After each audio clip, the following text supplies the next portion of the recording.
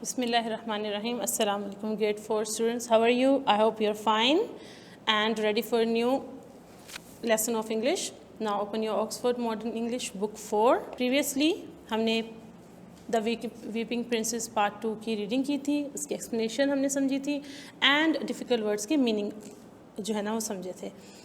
Now it's time to solve the exercise. Page 138. Working with words. Find words in the passage which have the same meaning as the following. आपको याद है कि हमारी हर exercise में one word answer आता है, एक पूरा सेंटेंस दिया गया होता है और हमने उसकी रिप्लेसमेंट में एक वन वर्ड जो है ना लिखना होता है जो कि उस सेंटेंस को एक्सप्लेन कर देता है. Same is the case here. Let's start. A small paper packet in which letters are put. ऐसा पैकेट जिसमें लेटर्स रखते हैं उन्हें उसे क्या कहते हैं? Envelope. Yes, ENVELOPE. envelope. Part B. Something that makes object appear large. हमने रीडिंग में किया था कि आसिम ने किस चीज़ की हेल्प ली थी स्टैम्प्स को रीड करने के लिए? मैग्नीफाइंग ग्लास की.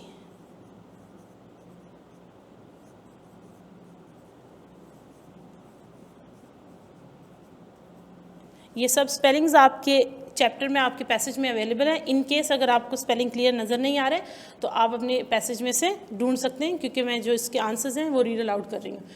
Crying, the other word for crying is weeping. With great attention and care. किस चीज़ का बहुत ध्यान से ख्याल रखना? Carefully. A small printed label put on envelopes to show that the postage has been paid. Stamp.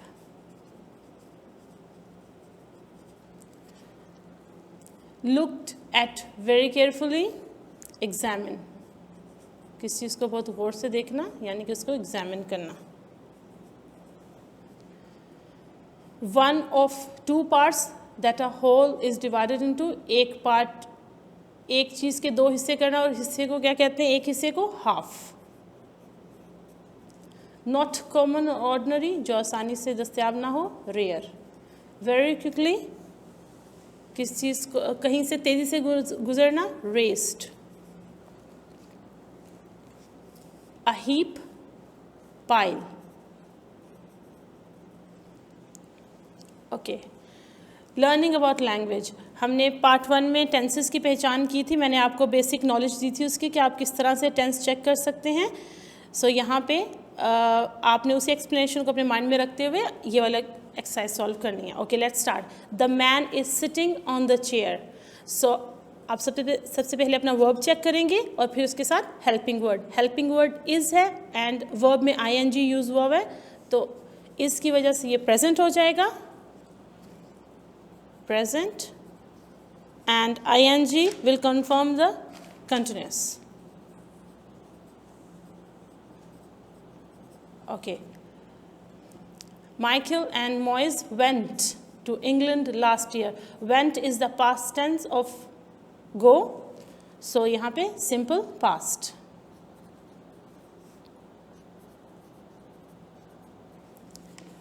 She sleeps for an hour after lunch. She sleeps. S.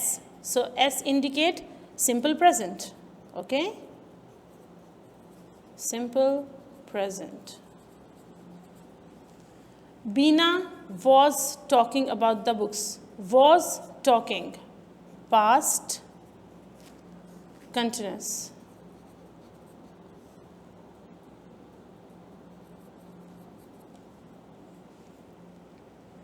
Okay, next. Yesterday, Maria typed 15 pages. Yesterday से और type से confirm है. इससे क्या पता? ये simple past है. Simple past. He is eating a yellow banana. Eating. He is eating. So present continuous.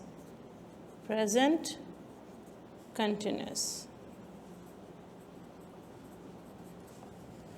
The children were playing under the banyan tree. So were past and ing marks its continuous.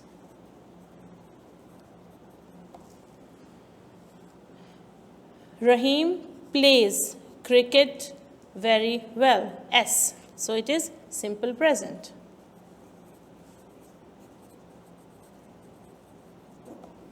I hope इस exercise में आपकी recognition of tenses जो है वो clear हो चुकी होगी.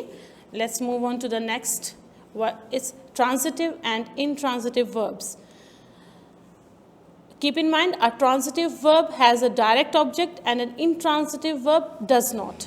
जहाँ पे आपका जो verb है उसके पास एक direct object होगा तो वो आपका transitive verb होगा, और जहाँ पे indirect verb होगा या verb clear नहीं होगा तो it would be intransitive verb. Okay? Which of the following verbs are transitive? She makes delicious cake. So यहाँ पे makes तो verb हो गया और direct object क्या है हमारा? Cake. Okay? So it is transitive verb. Transitive verb. The children played well. हमारे पास verb तो है लेकिन इसमें object हमारा जो है ना वो clear नहीं है कि क्या played well. ठीक है? So हम ये लिखेंगे ये intransitive है. I'm just writing this short, okay? My aunt showed the house to her neighbors. Showed हमारा verb है और house हमारा object है. Okay? So it's transitive verb. He drove the bus into the tree. Drove is the verb and bus is the object. So it's transitive verb. The pencil broke into small pieces.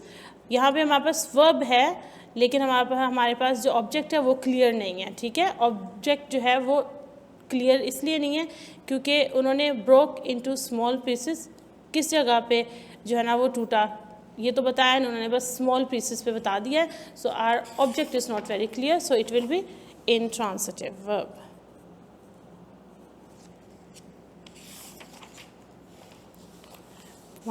Page 140. The boy broke the pencil. यहाँ पे देखें हमारे पास verb है और हमारा object clear है, pencil को उसने break किया, so it's transitive verb. The last one, our school team played cricket. यहाँ पे verb के साथ हमें object दिया गया है. पिछले में previous sentence में क्या था? played well. ये नहीं बताया था क्या played well. यहाँ पे उन्होंने हमें बता दिया है कि क्या played well है, it's cricket. यहाँ पे उन्होंने बताया हो तो it will be transitive verb. Okay? I hope you understood the exercise well. Solve it neatly in your book and try to practice it in your neat notebook so that your concept is very clear. Take care. Allah Hafiz.